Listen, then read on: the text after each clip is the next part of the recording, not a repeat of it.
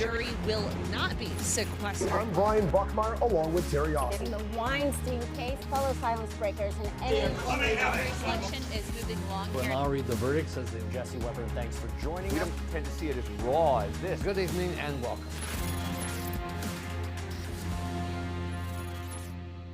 Good morning, everybody. It's Tuesday, January 11th, and you're watching the Morning Docket here on the Law and Crime Network. I'm Jesse Weber, and I'm going to be taking you through the next 3 hours. Now, we're going to be live in the trial of Wisconsin versus Chandler Halderson. This is the young man accused of killing and dismembering his parents, and we're going to be live there for most of the morning, but we do have to start with some breaking news that we received yesterday, and that's that Robert Durst, the 78-year-old convicted murderer, died of natural causes yesterday morning. Now, the real estate heir was sentenced to life in prison following his murder conviction of Susan Berman back on October 14th of 2021. Durst was in the California healthcare facility awaiting his transfer to New York, where he was to face the indictment for the murder of his wife, Kathleen Durst. Kathy went missing back in 1982, and the case was reopened on November 1st, 2021. So what does all this mean? Well, I want to bring in my great guest to talk about this. Joining me this morning, trial attorney Janine Atamian is with us, as well as law and crime legal analyst Matthew Mangino. Good morning to you both. Matthew, I start with you. Now that Robert Durst died, which is something we all thought could happen at any second, given all of his health ailments and his age, what legally happens to his conviction in California, and what happens to the case in New York? Well, his conviction in California will be vacated because... and what does that mean, so we all understand? That means that it's like he was never convicted. The conviction is vacated. Because he had filed an appeal and an appeal was pending, that case is like it never occurred. His conviction is erased. In Pennsylvania, we refer to it as a null pros. The case is considered dismissed because it was pending appeal and he died while that appeal was pending. So his conviction is wiped out. Now, I do want to make a note that John Lewin, who was the prosecutor in L.A., released a statement that says Bob Durst was convicted by a jury who came to the conclusion that he was responsible for the deaths of 3 people. His death in no way changes what happened. Bob Durst is a murderer, and he died a murderer no matter what the status of his legal position. Janine, do you agree with that? Yeah, I think that that's the truth. We all watched that trial. We all know that he was guilty, and I think that that brings some solace to, the victims' families. And of course, Bob Durst was going to die before he ever faced the consequences, because we know, based on everything that we've seen, that he was responsible for Kathy's death as well. So of course, this is true Bob Durst fashion. We watched this. I will say that, Jesse, you and I covered this case for a bit. And I said to you, I could never tell if he was really as sick as his attorney said, or if he was faking. And so I guess now we know he really was. That's a really good point, because we thought that he might die in the middle of the trial. I do want to bring our attention to another voice that came out after Robert Durst's death, and I'm going to read it to you right now. Robert Abrams, who is a lawyer for Kathleen Durst's family, released a statement saying, although Robert Durst has died, the ongoing investigation into those who helped him cover up her murder continues. And Mr. Abrams also said that he would provide a further update in time. In the interim, please say a prayer for Kathy and other victims. Matthew Mangino, what does that mean, the people who helped cover this up? Well, that's an interesting turn of events. I mean, certainly Robert Durst can't be tried. But if there were people who in some way helped him conceal this or helped him carry out the murder of Kathy Durst, those people are still subject to prosecution if they violated the law in doing that. So it's interesting to see. I mean, obviously Susan Berman, who Robert Durst was convicted of killing, is someone who may have aided or provided some, cover for Robert Durst. Obviously, she's deceased and was murdered by Robert Durst. But are there other people who were close friends or close associates of Robert Durst who somehow helped him in this in the murder of Kathy Durst? Can they be subject to prosecution? And the first question is, can they prove that in fact there was a murder of Kathy Durst in which these people may have somehow been involved. That's going to be a very interesting question.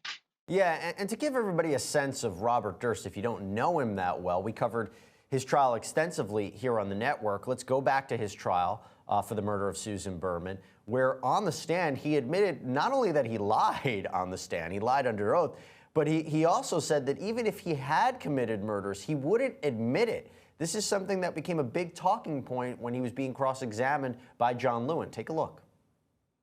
So what I'm basically asking you is, do you yourself personally, do you consider taking that oath where you swear to tell the truth to be something important?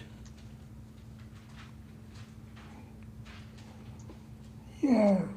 Would you lie under oath to help your case? Yes. Okay. Have you lied thus far during your testimony at this trial?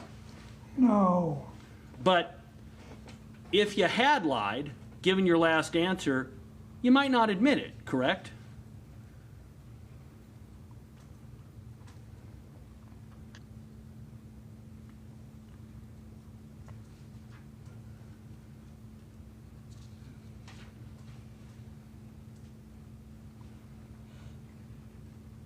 Correct. First thing that Mr. DeGuerin asked you,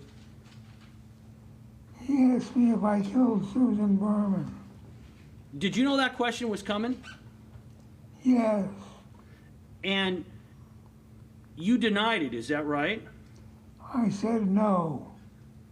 If in fact you had killed her, would you tell us? No. The last area that Mr. DeGuerin covered with you is he asked you, did you love Kathy? And then he asked you, would you kill Kathy? And you responded no, correct? I responded that I loved Kathy. And I responded that I did not kill Kathy. And then he asked you if you loved Susan, and you said yes, you love Susan. And he asked you if you would kill Susan, and you said no, correct? Correct. Mr. Durst, you have repeatedly admitted that if you had killed either Kathy or Susan or both of them, you would never tell us, correct? Correct. Janine, when I watch this and I think him as an old, feeble man on the stand, this is him ultimately answering after so many years. His brother, Duglas Durst, said Bob lived a sad, painful, and tragic life. It makes me wonder, and I think a lot of people are looking at this and saying, why wasn't he prosecuted earlier for Berman and Kathleen? Why did it take all these years, right on his deathbed, for there finally to be justice? And what would you say to those people? Well, I think there were a lot of different factors. Initially, the police did look into him as a suspect. For whatever reason, they didn't feel like they had the evidence to do it. He then ends up doing that documentary where he kind of gets caught on the hot mic, which really kind of reignites the interest in this case. And then you have John Lewin, right? And he is a prosecutor who is known as, the cold case king. This is what he does. He goes after these cold cases. He's got, I think it's a flawless track record. And he really kind of dug in and went after this particular case. I think that it was really kind of a timing issue. And, he actually went down to New Orleans and actually interviewed Robert Durst in his jail cell. So yep. I think it was just a series of events. And, justice delayed is still justice, right? So I'm glad that, they were actually able to get this conviction, because we all believe that he did, in fact, commit, these murders. And finally, he was able to be convicted. And Matthew, going back to the statement that I mentioned before from Kathleen McCormack, Kathleen Durst's family, from Robert Abrams, is he targeting the Durst family? Is he targeting Duglas Durst? Remember, at the opening statement, at the opening of the ultimate trial, Mr. Abrams did a press conference where he basically said that it was Robert Durst's dad and brother who helped him to cover it up. So while Duglas Durst came out with a statement after his brother died saying Bob lived a sad, painful, and tragic life, we hope his death brings some closure to those he hurt, do you think he's nervous that there now might be a further investigation into the Durst family and Durst organization about them covering up what Robert Durst did? Well, I'm sure there's concern there, and there's this feeling that things may be closing in around him, and he puts out a statement certainly with his feelings about his brother and the families involved here. But I think that it would be extremely difficult to try somebody or prosecute somebody who was an accessory to a homicide, or who aided somebody after the fact, when there has not been a prosecution of a murder or proof that even a murder occurred. What we still have, unfortunately, here is a missing person. So to prosecute somebody, for a murder that's never been proven would be extremely difficult, unless you intended to prove that murder as part of the prosecution for hindering apprehension or aiding and abetting. Right. Similar to what happened in the Susan Berman case, where you talked about a murder in which there had been no conviction as the reason for the murder of Susan Berman. It's very interesting. Yeah, and so I don't think this will end the conversation, but Robert Durst passed away, and now I think a lot of us are still left with some more questions with what ultimately happened with his life. We're going to take a break. When we come back, we're switching gears. We're talking about our Wisconsin trial of Mr. Halderson. We'll be right back right after this.